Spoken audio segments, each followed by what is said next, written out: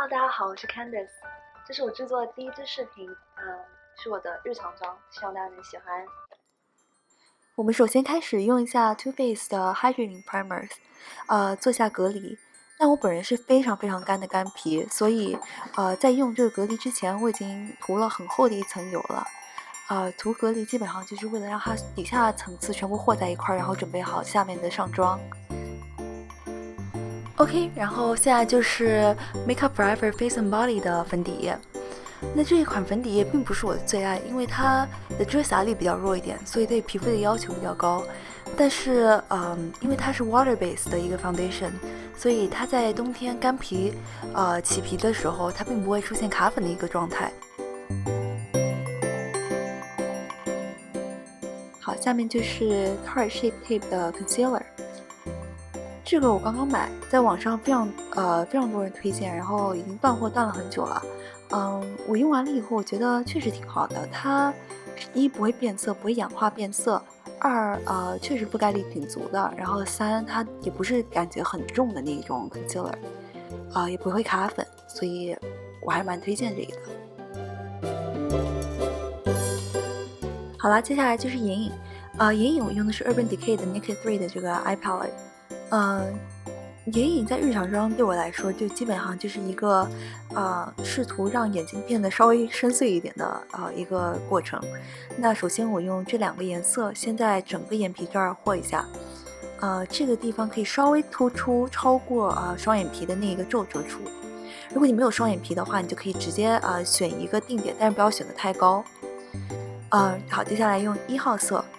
1号色先涂在双眼皮皱褶的底下，先把它涂满，这样子呢就可以让这块皮看起来比较凹陷一点，也就是所谓的眼睛要深邃一点。然后呢，再用2号色从尾部涂到差不多眼皮当中这个地方，就有点层次感。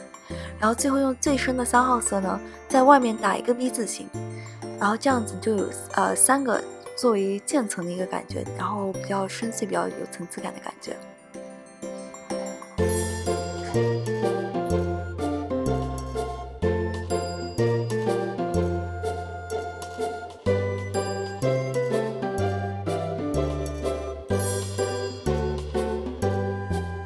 好，接下来我找了一把干净的化妆纱，把眼影和皮肤之间的过渡的地方和匀一点，这样子不会显得很突兀。然后呢，现在用RCMA 的无色粉定一下妆，在眼睛底下，然后鼻子、额头和下巴，基本上就整张脸上面，用一个湿的美妆蛋，然后蘸着那个无色粉，反正涂满脸上，然后等一下我会把它刷掉的。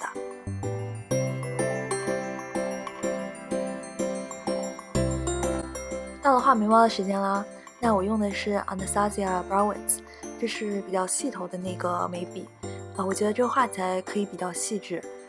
它也有一个比较粗头的一支眉笔，但是我经常画起来就一画就变成了一种蜡笔小新的即视感。画完眉毛了以后呢，我涂了一下眉毛膏，这是 Benefit 的 Gimme Brow， 这个就是可以让眉毛更加显色、更加粗一点。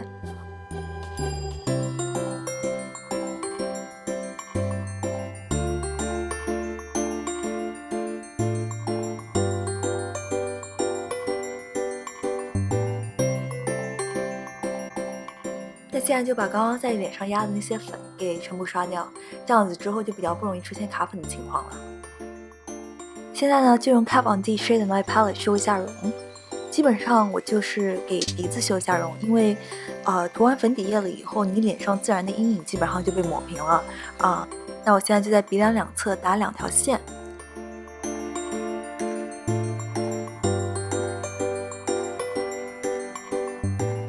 现在拿一把干净的刷子，直接把它给抹开来。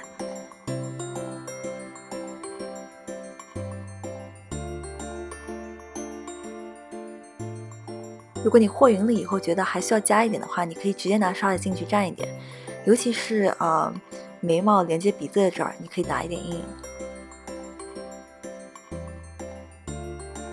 然后现在用手指涂一点高光在这个鼻梁上面，记得要用哑光的，这样子就不会显得太闪亮亮的。OK，那现在用的是 Benefit 的这个 Down Palette，这个 palette 真的性价比很高，我非常建议大家去买一下。那我拌的是把Dandelion 和 Corlessa 拌在一块儿，然后就基本上涂满全脸。高光呢，我用的是 Laura Geller Baked Gelato 的一个高光。主要我对高光的要求就是它当中不能有非常明显的小亮片，因为我对那个东西真的是非常反感。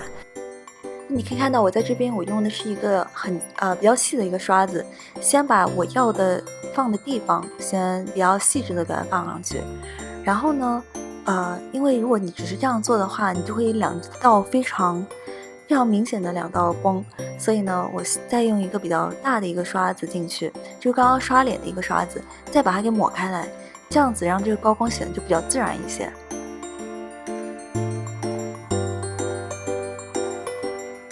那唇膏呢，我用的是 YSL 的唇颊两用，我比较喜欢用棉签把它给推开来，这样子可以在唇线当中比较细致的填满，而且它的质地也会比较轻薄一点。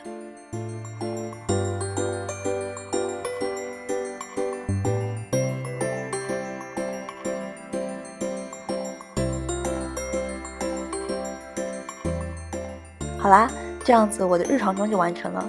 谢谢大家观看到最后哦！如果感兴趣的话，可以订阅我的频道，我以后每周一都会更新视频，后面还有幕后花絮哦。拜拜。